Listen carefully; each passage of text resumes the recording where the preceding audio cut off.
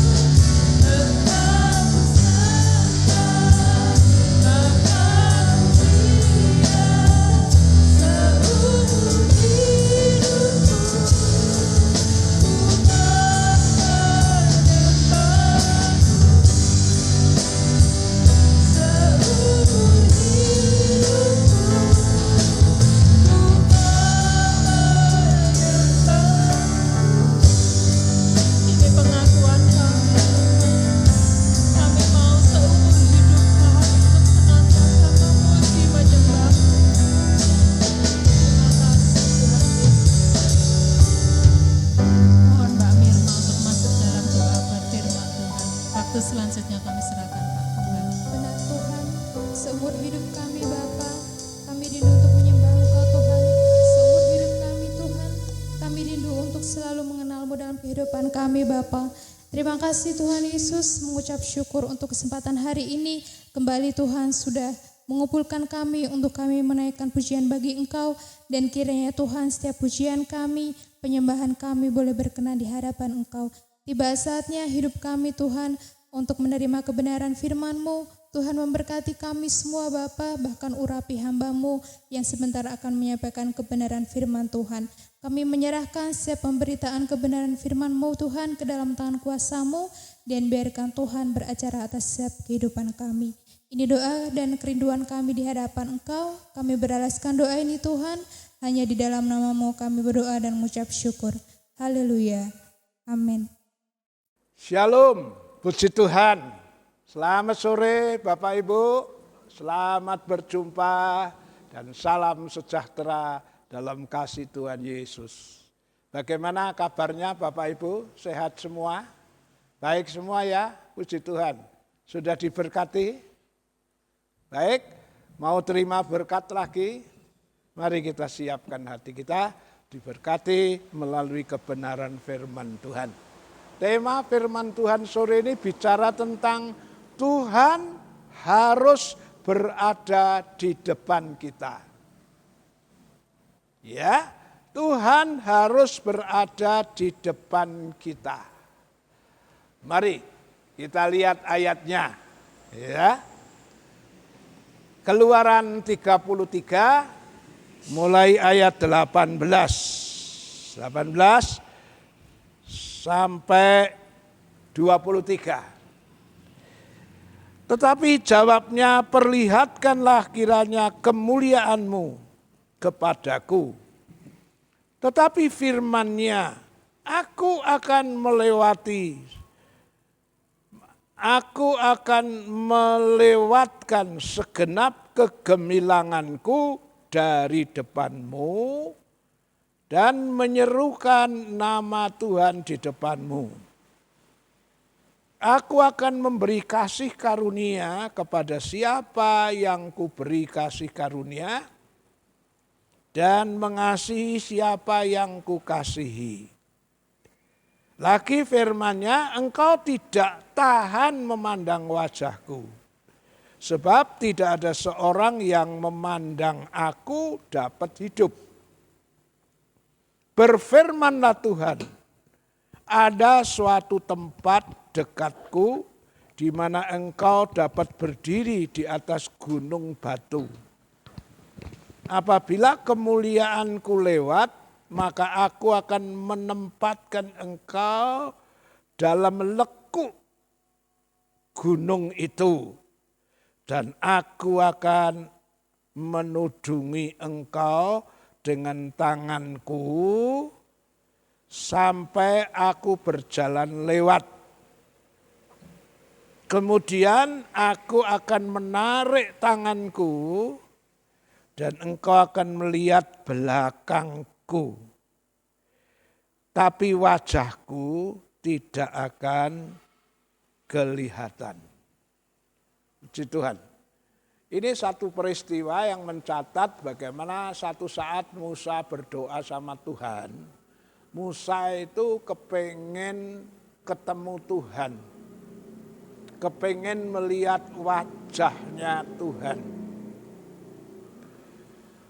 Musa berdoa, Tuhan, kalau aku mendapat belas kasihan kemurahan dari Tuhan, tolong Tuhan, perlihatkanlah wajah kemuliaan-Mu itu. Tuhan ngomong gini, seharusnya itu tidak bisa orang melihat wajah Tuhan. Karena siapa yang melihat Tuhan, biasanya dia akan mati ini. Setelah manusia jatuh dalam dosa, orang tidak kuat melihat wajah Tuhan. Iya, tapi karena doa Musa, Tuhan ngomong gini, ya wis kalau kamu kepengen melihat aku, gini aja. Engkau harus berada di satu tempat, yaitu di satu gunung batu Dan ketika aku lewat, engkau harus bersembunyi di lekuknya gunung batu itu. Nanti kalau aku lewat, aku akan menutupi wajahku, supaya tidak kamu lihat. Dan aku juga akan dengan tanganku akan menutupi pandangan matamu untuk tidak dapat melihat aku dari depan. Nah, setelah aku lewat, tanganku kutarik, baru kamu akan melihat aku tapi dari belakang. Bukan dari depan. Nah, dari kisah ini tentunya ada pengertian-pengertian yang perlu kita ketahui. Apa sih filosofi pengertian rohani dari peristiwa ini? Pengertian rohani dari peristiwa ini adalah menasihati kita supaya kita taruh Tuhan itu berada di depan. Ya, coba misalnya kalau Musa bisa melihat wajahnya Tuhan dari depan, berarti Musa posisinya mendahului Tuhan. Ya, coba saudara bisa praktekkan seorang yang melihat face to face, wajah demi wajah, berarti kalau bisa melihat depannya, orang itu posisinya berada di depan orang itu. Kalau Musa bisa melihat wajahnya Tuhan, berarti posisi Musa berada di depannya Tuhan. Nah ini kualik saudara, Tuhan tidak mau yang namanya manusia sekalipun Musa itu orang yang sangat dikasihi Tuhan. Tapi Tuhan bilang jangan, kalau kau mau lihat aku boleh tapi dari belakang. Ini artinya apa? Sekalipun Anda seorang yang punya hubungan dekat, mengasihi Tuhan, tetapi Tuhan bilang kita harus tetap berada di belakang Tuhan. Kalau lihat Tuhan dari belakang berarti posisi kita berada di belakangnya Tuhan. Ya.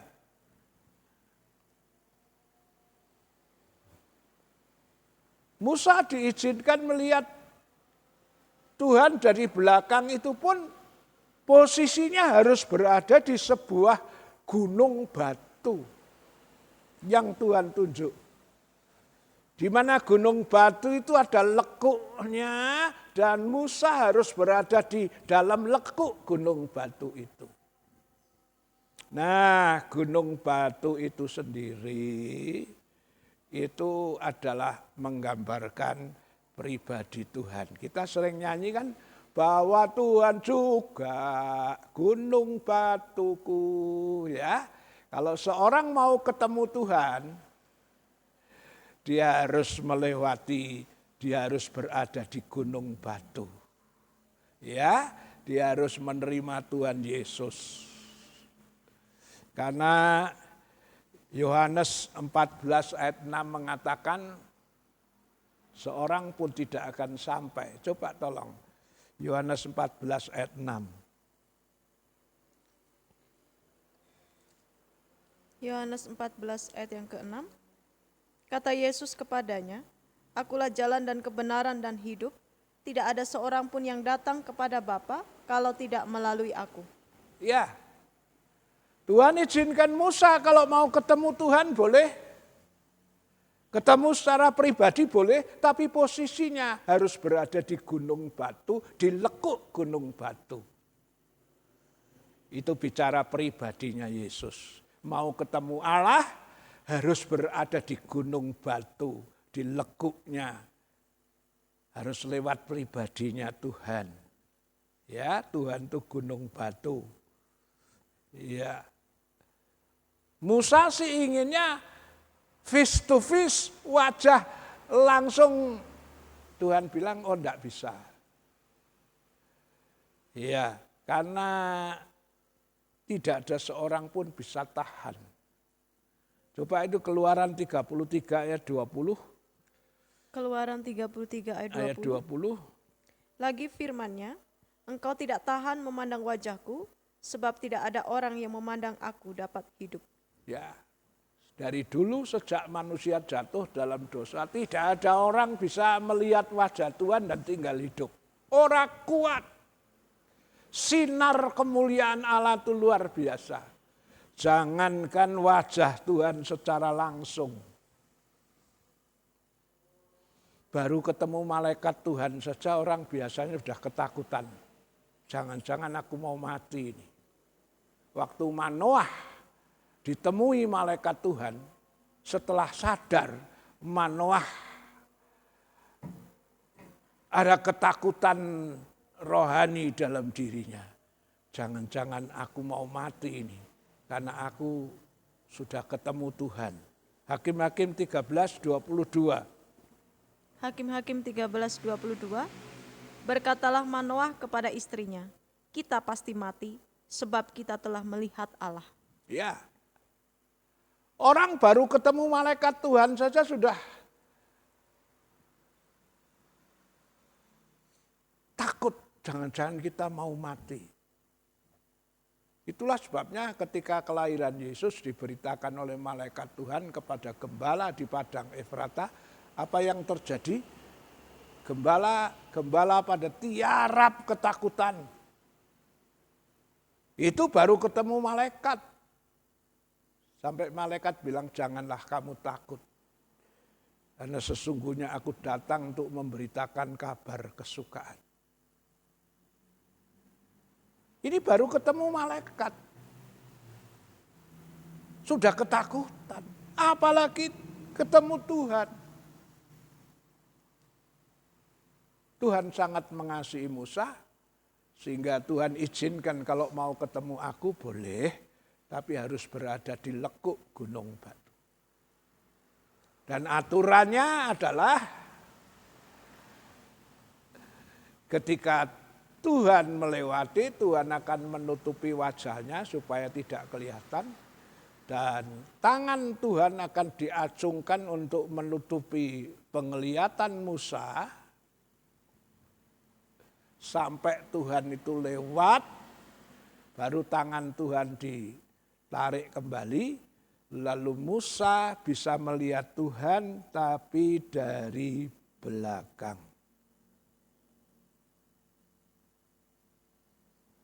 Apa sih pengertian rohani, filosofinya ini? Pengertian rohaninya ya sesuai dengan tema tadi, Tuhan harus berada di depan. Ya, kalau Musa bisa melihat wajah Tuhan langsung, berarti Musa berada di depannya Tuhan. Tuhan tidak ingin ini terjadi. Manusia yang mau posisinya berada di depan Tuhan, itu berarti manusia yang punya keinginan mendahului Tuhan. Istilah coro Jawane ya mau keminter gitu ya. Mau mendahului Tuhan.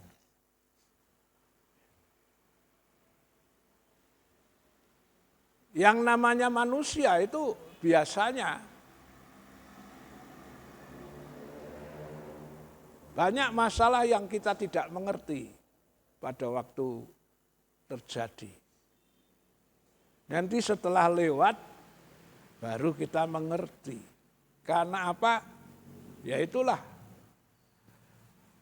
Hikmat pengetahuan Tuhan itu terlalu luar biasa untuk bisa dimengerti dengan akal pikiran kita yang sangat kecil. Coba Mazmur 139 ayat 17.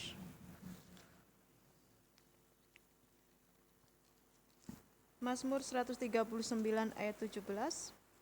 Dan bagiku betapa sulitnya pikiranmu ya Allah, betapa besar jumlahnya. Dan bagiku betapa sulitnya pikiranmu ya Allah. Manusia tidak bisa akan mengerti tentang pikiran Allah. Terlalu jauh.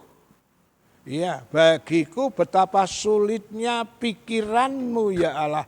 Betapa besar jumlahnya. Otak kita itu terlalu kecil untuk bisa mengerti pikiran Allah.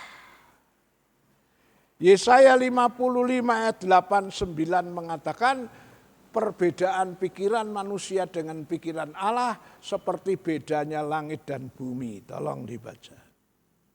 Yesaya 55 ayat 8-9. Sebab rancanganku bukanlah rancanganmu dan jalanmu bukanlah jalanku, demikianlah firman Tuhan. Seperti tingginya langit dari bumi, demikianlah tingginya jalanku dari jalanmu dan rancanganku dari rancanganmu. Ya, seperti bedanya jauhnya langit dan bumi, demikian perbedaan pikiranku dan pikiranmu, rancanganku dan rancanganmu. Sampai kiamat, manusia tidak mungkin bisa mengerti tentang pikiran Allah. Iya, seperti langit dan bumi, perbedaannya.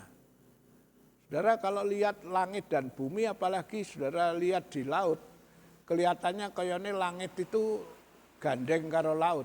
Sebetulnya enggak pernah ada ceritanya langit bisa gandeng sama laut, itu hanya sebatas mata memandang.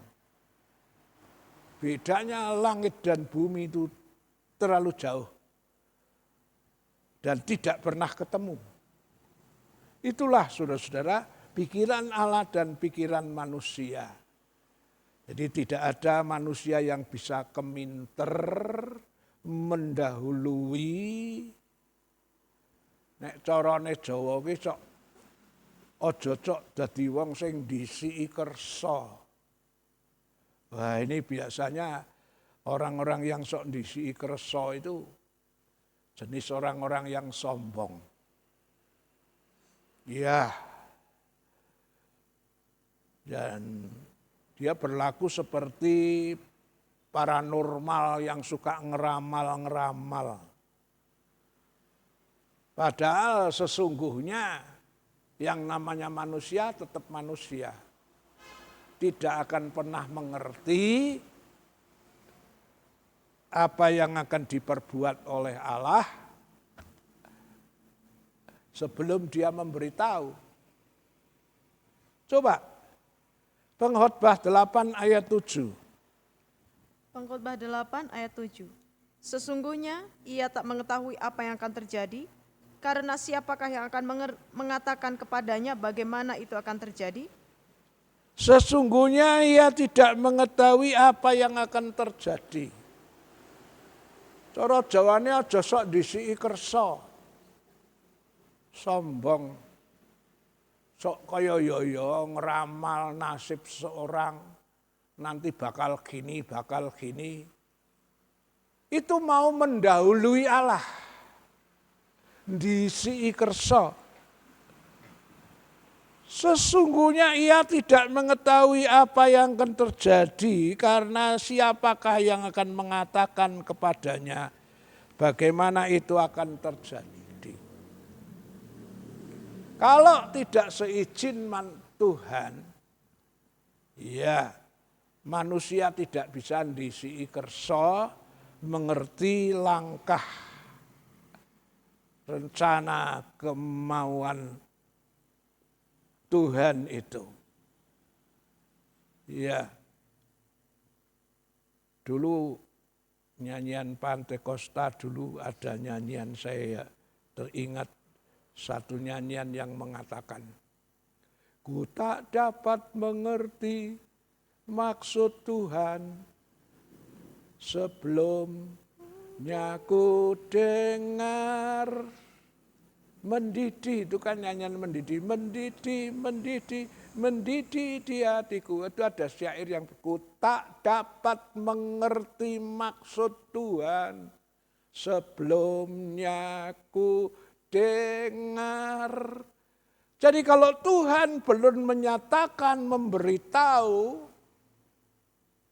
tidak mungkin kita akan bisa mengerti perjalanan, langkah, rencana Tuhan. Ya, jadi kalau Musa kepengen lihat Tuhan, Tuhan bilang boleh, tapi posisinya ada di gunung batu, di dalam leguk. Itu gambaran melewati Tuhan Yesus. Orang baru bisa ketemu dengan Tuhan. Dan kalau dikatakan kalau mau lihat wajahku enggak bisa, karena manusia enggak tahan. Jadi Tuhan mengatur, Tuhan lewat dulu dengan menutup mukanya supaya enggak kelihatan. Setelah itu tangan Tuhan diulurkan untuk menutupi mata Musa supaya Musa tidak melihat. Setelah Tuhan lewat baru tangan Tuhan ditarik. Ini pengertiannya adalah manusia tidak boleh mendahului Tuhan. Tuhan harus berada di depan. Kalau face to face gitu kan berarti kita itu berada di depannya Tuhan, mendahului Tuhan. Tapi kalau setelah Tuhan lewat baru lihat belakang, berarti bagaimanapun hubungannya dekat sama Tuhan, tetap posisi yang namanya manusia harus berada di belakangnya Tuhan. Seperti Tuhan Yesus pernah ngomong di Yohanes 10 ayat 4. Gembala itu akan jalan di depan. Baru dombanya mengikuti. Coba tolong dibaca. Yohanes 10 ayat yang keempat. Jika semua dombanya telah dibawanya keluar, ia berjalan di depan mereka dan domba-domba itu mengikuti dia karena mereka mengenal suaranya. Ya. Kalau gembala itu sudah membuka pintu kandangnya, gembala itu akan jalan di depan dan dombanya mengikuti dari belakang. Kenapa domba tidak boleh mendahului langkah dari gembala? Supaya si domba itu tidak tersesat. Kalau domba sok keminter mau mendahului gembalanya, jalan lebih dulu. Nah ini ada banyak bahaya saudara. Bahaya pertama adalah bisa tersesat. Orang Kristen anak Tuhan itu dilukiskan sebagai gembala. Gembala itu domba. Domba itu adalah binatang yang sangat sederhana, dia tidak bisa nyari jalan sendiri, harus ada penuntun gembala. Kalau tidak dia bakal tersesat. Ada banyak ayat yang mengatakan, terutama di Yesaya itu dikatakan seperti domba yang tersesat. Kenapa ada domba bisa tersesat? Karena mendahului jalannya gembala. Tapi sebaliknya, kalau domba itu berada di belakang dari gembala, tidak mungkin bisa tersesat. Kayak orang Israel itu loh, keluar dari Mesir, dia tidak tahu peta bumi. Dulu belum ada Mbah Google untuk tanya pakai GPS, belum ada itu. Dari Mesir sudah 430 tahun, tidak ngerti lor kidul, harus pergi ke tanah Kanaan, tidak tahu peta bumi. Dia hanya pasrah kepada pimpinan Tuhan yang memimpin melalui tiang awan dan tiang api yang berjalan di depan. Kalau siang tiang awan, kalau malam jadi tiang api. Nah kalau ngikuti di belakang tidak mungkin tersesat. Walaupun si Firaun pernah menyangka Israel tersesat karena dia jalan kok lewat ke arah ke Laut Tebrau atau Laut Kolsom, pikirnya Firaun ini sudah tersesat ini. Coba kita baca itu, Keluaran 14 ayat 3. Keluaran 14 ayat 3. Maka Firaun akan berkata tentang orang Israel, mereka telah sesat di negeri ini, padang gurun telah mengurung mereka. Ya, Firaun menyangka tersesat. Tapi tidak, karena Israel mengikuti di belakangnya tiang awan dan tiang api. Selama saudara berjalan di belakangnya Tuhan, tidak mungkin tersesat. Iya, sengaja itu Tuhan lewatkan Laut Kolsom karena Tuhan mau membinasakan Firaun. Iya. Jadi ketika Israel itu melalui jalan keluar menuju tanah Kanaan, menempatkan Tuhan berada di depan, tidak tersesat. Ini perlunya orang Kristen menempatkan Tuhan di depan. Satu, supaya tidak tersesat.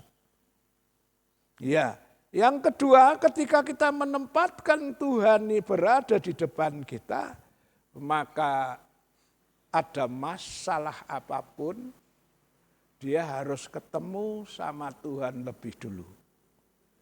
Yesaya 53 ayat 2 itu mengatakan, selama kita berada di belakangnya Tuhan, apapun yang ada di depan kita enggak usah takut. Coba tolong dibaca.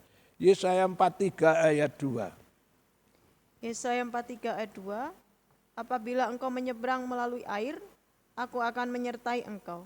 Atau melalui sungai-sungai, engkau tidak akan dihanyutkan. Apabila engkau berjalan melalui api, engkau tidak akan dihanguskan dan nyala api tidak akan membakar engkau. Ya, apabila engkau melalui air, melalui sungai, tidak akan menghanyutkan.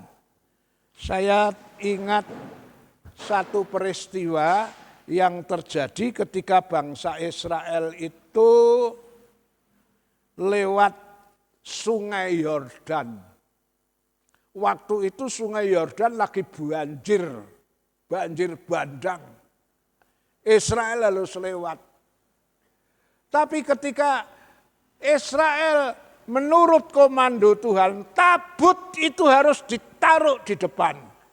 Begitu tabut itu dipikul masuk ke sungai, berhentilah sungai itu. Dari hulu berhenti, sehingga ke bawahnya menjadi kering. Kenapa? Karena ada tabut Tuhan di depan yang bisa mengeringkan. Jadi ketika kita menempatkan Tuhan di depan, persoalan sebesar apapun tidak akan membahayakan saudara dan saya. Ya, ingat satu ayat bahwa pencobaan yang terjadi tidak melampaui kekuatan kita. Coba itu 1 Korintus 10:13. 1 Korintus 10 ayat 13. Pencobaan-pencobaan yang kamu alami ialah pencobaan-pencobaan biasa yang tidak melebihi kekuatan manusia. Sebab Allah setia dan karena itu Ia tidak akan membiarkan kamu dicobai melampaui kekuatanmu. Pada waktu kamu dicobai, Ia akan memberikan kepadamu jalan keluar sehingga kamu dapat menanggungnya. Saudara, kalau kita mau tempatkan Tuhan di depan kita, ada masalah apapun yang mau sampai kepada saudara, dia harus ketemu Tuhan dulu. Karena Tuhan di depan kita. Persoalan masalah itu akan ketemu Tuhan dulu. Dan kalau dia ketemu Tuhan dulu,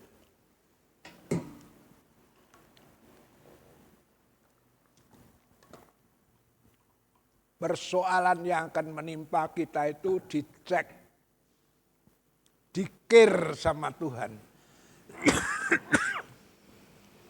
Saya ingat peristiwa ini hubungannya dengan jembatan timbangan.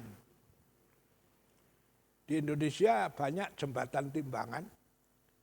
Sekitar kita ada itu jurusan yang mau ke mana itu? Mau ke Ambarawa sebelumnya itu kan ada jembatan timbangan.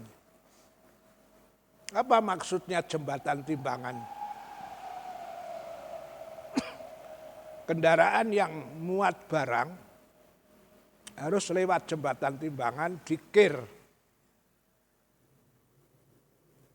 Supaya apa?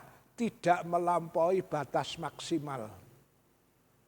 Kalau truk, tronton, ya ukurannya seberapa gitu. Kalau berlebihan muatan seharusnya harus dikurangi muatannya. Sebab apa? Kalau itu muatan melebihi kapasitas, jembatannya cepat rusak. Nah, kalau kita taruh Tuhan di depan kita, ibarat itu jembatan timbangan yang mau menghampiri kita harus dikir sama Tuhan. Kalau kira-kira melebihi kapasitas kekuatan kita, itu akan dikurangi oleh Tuhan. Pencobaan masalah boleh datang kepada kita sebatas kemampuan kita. Ini bisa terjadi ketika kita menempatkan Tuhan berada di depan kita. Jadi keuntungannya menempatkan Tuhan di depan kita tidak tersesat. Apalagi ada masalah yang mau mendatangi kita harus ketemu sama Tuhan lebih dulu. Mara bahaya tidak mengenai kamu. Ya, kalau kita taruh Tuhan di depan. Dan pencobaan masalah tidak akan melebihi batas kekuatan kita. Ya, dan justru ketika kita dicobai, kalau kita taruh Tuhan di depan, maka ya ketika kita dicobai Tuhan sudah menyediakan jalan keluar.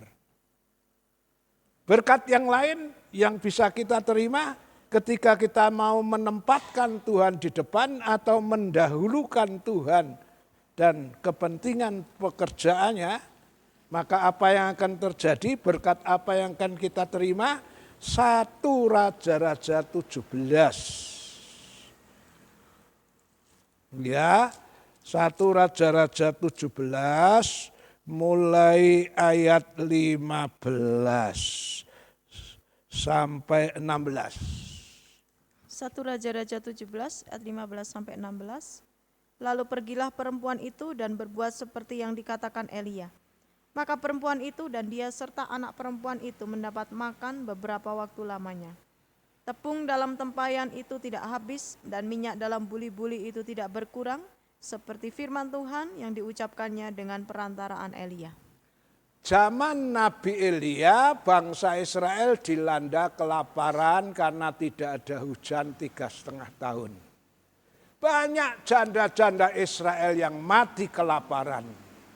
Tapi ada satu janda Sarfat yang notabene bangsa kafir, justru ditolong oleh Tuhan.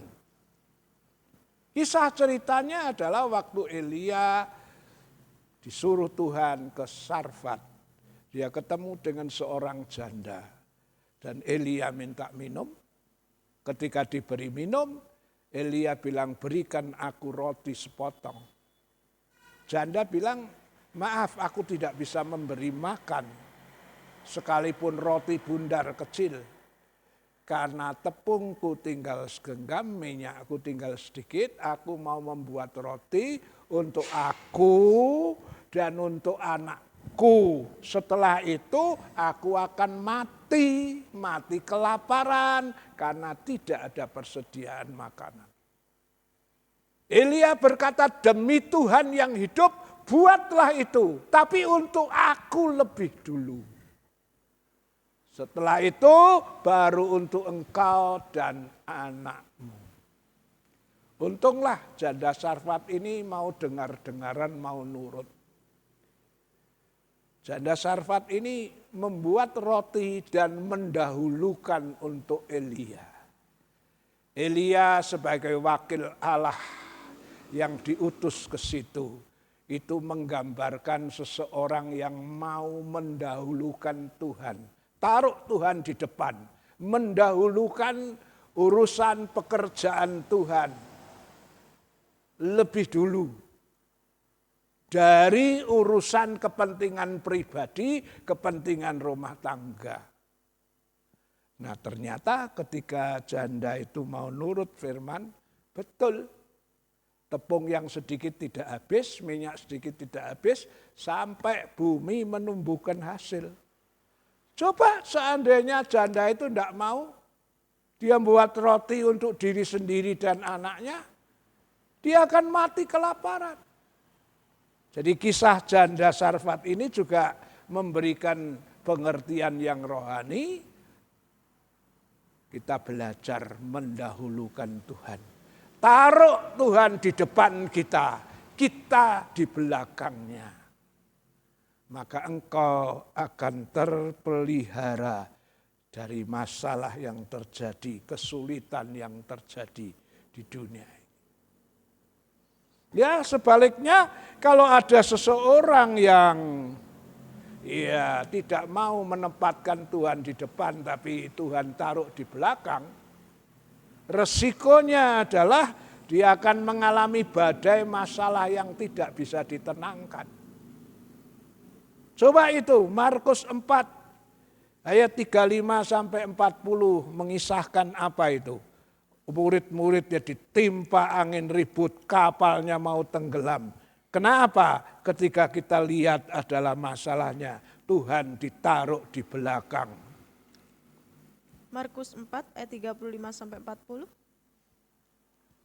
Angin ribut diredakan. Pada hari itu waktu hari sudah petang, Yesus berkata kepada mereka, "Marilah kita bertolak ke seberang." Mereka meninggalkan orang banyak itu lalu bertolak dan membawa Yesus beserta dengan mereka dalam perahu di mana Yesus telah duduk dan perahu-perahu lain juga menyertai dia. Lalu mengamulah taufan yang sangat dahsyat dan ombak menyembur masuk ke dalam perahu sehingga perahu itu mulai penuh dengan air.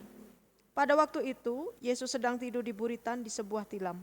Maka murid-muridnya membangunkan dia dan berkata kepadanya, "Guru, engkau tidak peduli kalau kita binasa?" Ia pun bangun, menghardik angin itu dan berkata kepada danau itu, "Diam, tenanglah." Lalu angin itu reda dan danau itu menjadi teduh sekali. Lalu ia berkata kepada mereka, "Mengapa kamu begitu takut? Mengapa kamu tidak percaya?" Satu waktu murid-murid bersama Yesus. Perlu diperhatikan ya, murid-murid bersama Yesus dalam satu perahu. Ini sudah bersama Yesus. Ini menggambarkan orang Kristen yang percaya Yesus.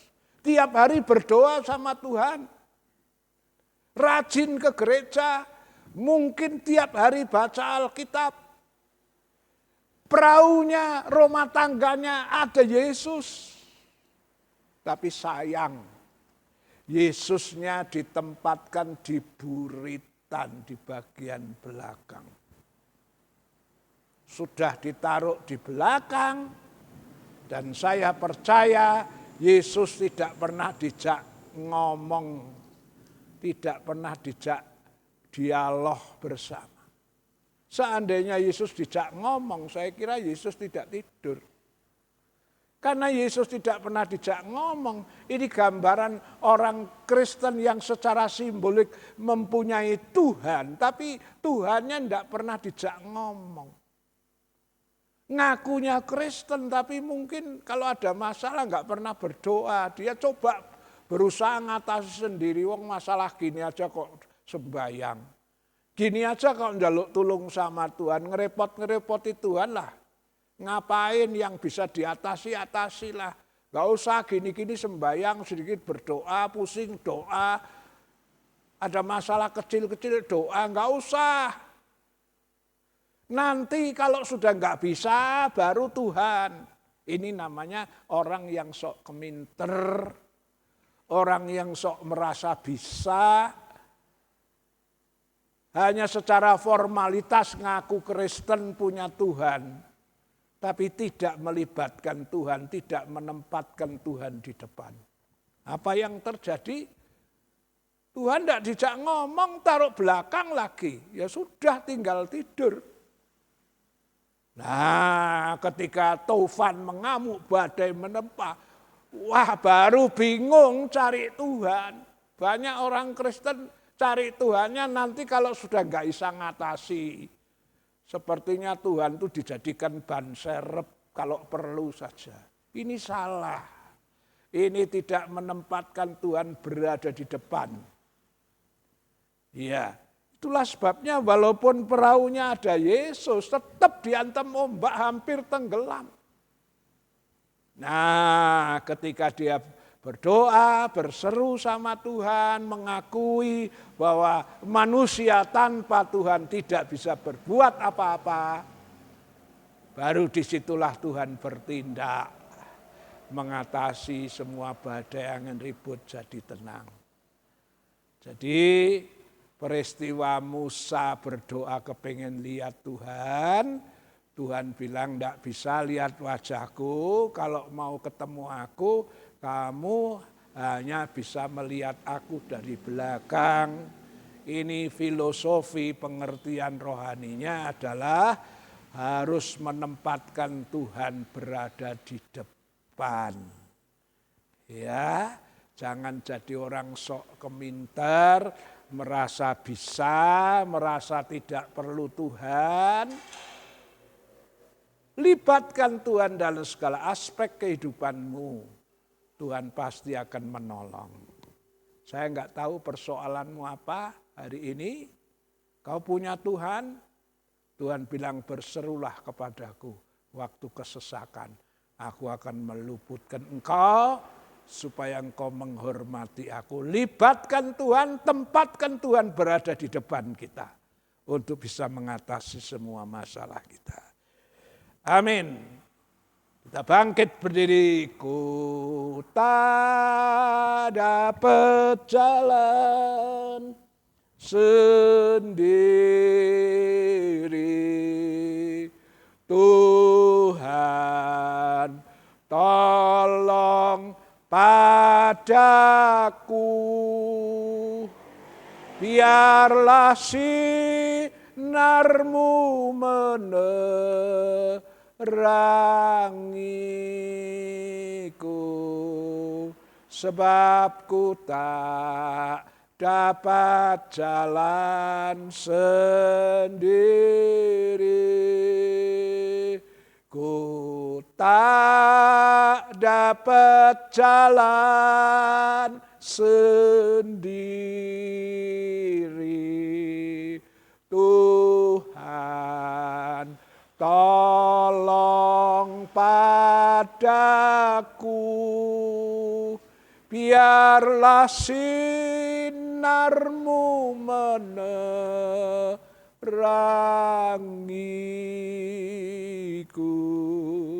sebab ku tak dapat jalan sendiri. Inilah pengakuan dan doa kami. Kami tidak dapat jalan sendiri. Kami adalah domba yang tidak mengerti jalan. Hidup kami sangat tergantung sama kemurahan Tuhan. Itulah sebabnya ketika kami mendengar firman Tuhan tentang Musa kepengen melihat Tuhan.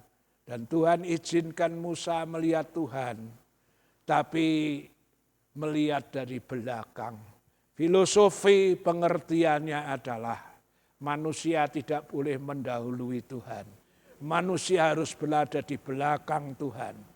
Ya Tuhan, sebagai domba kami harus ada di belakang, Engkau gembala yang baik jalan di depan. Supaya kami tidak tersesat. Supaya ketika ada masalah, dia harus ketemu sama Tuhan. Bahaya apapun tidak akan menimpa kami tanpa melewati Tuhan. Dan kalau toh itu Tuhan izinkan, Tuhan sudah mengukur sebatas kekuatan kami ketika kami tempatkan Tuhan di depan.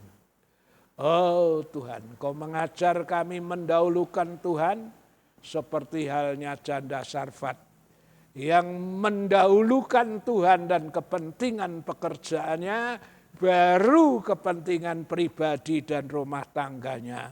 Maka alhasil kami melihat janda Sarfat terpelihara dari kematian kelaparan Tuhan. Sebaliknya, sekalipun muridnya Yesus, ketika dia menempatkan Tuhan berada di buritan yang terjadi, sekalipun muridnya Yesus mengaku Tuhan ada di dalam perahu rumah tangga kehidupannya, tetapi ketika menempatkan Tuhan di belakang, yang terjadi badai mengamuk, nyaris tenggelam. Ya Tuhan, melalui firman yang sudah disampaikan, Tuhan mengajar kami mendahulukan, menempatkan Tuhan di depan kami. Kerajaan Allah lebih dulu, maka semuanya akan ditambahkan kepada kita. Terima kasih. Roh Kudus bantu tolong kami untuk mengerti firman-Mu, untuk melakukan firman-Mu dalam hidup ini. Dalam nama Tuhan Yesus. Amin. Puji Tuhan, tidak ada pengumuman lain, hanya sekedar informasi sehubungan dengan PPKM yang level 3 dijalankan lagi, maka Natal tahun ini kita tidak akan mengadakan kebaktian Natal berulang-ulang. Kita paskan saja pas hari Minggu, yaitu tanggal 26. Ya, 25-nya tidak ada, kita paskan 26 saja pas hari Minggu. Supaya untuk tahun ini sekali saja kita mengadakan Natal, karena baru dibatasi dengan PPKM level 3 ini. Nah, sehubungan kepentingan Natal, ya sudah dari beberapa saat yang lalu, sudah ada amplop persembahan Natal, dan pembangunan saudara bisa mengisi dan dikembalikan di gereja, serahkan kepada bendahara. Nanti akan dipakai untuk konsumsi pada saat Natal. Dan lebihnya nanti bisa dipakai untuk pembangunan aula. Tuhan memberkati semua persembahan saudara. Kita bangkit berdiri. Shalom, shalom, damai Allah turun ke atasmu sekarang. Shalom, shalom, damai Allah sekarang dan selamanya. Seperti sungai mengalir lembut gemercik, seperti burung merpati, damai surgawi. Shalom, shalom, diberkatilah kau selalu. Berkat atas nama Bapa, Anak, Roh Kudus. Marilah kita pulang membawa berkat Tuhan, yang sakit disembuhkan, yang lemah dikuatkan, yang punya masalah persoalan pulang dengan kemenangan dan pertolongan Tuhan. Terima kasih untuk firman-Mu yang mengajar kami mendahulukan Tuhan, menempatkan Tuhan berada di depan kami, supaya apapun yang akan menimpa kami harus berjumpa dengan Tuhan. Dengan demikian kami tidak akan mengalami apa-apa yang melampaui batas kekuatan kami, karena semua harus berhadapan dengan Tuhan. Ya Tuhan, dengan menempatkan Tuhan berada di depan, supaya kami tidak tersesat.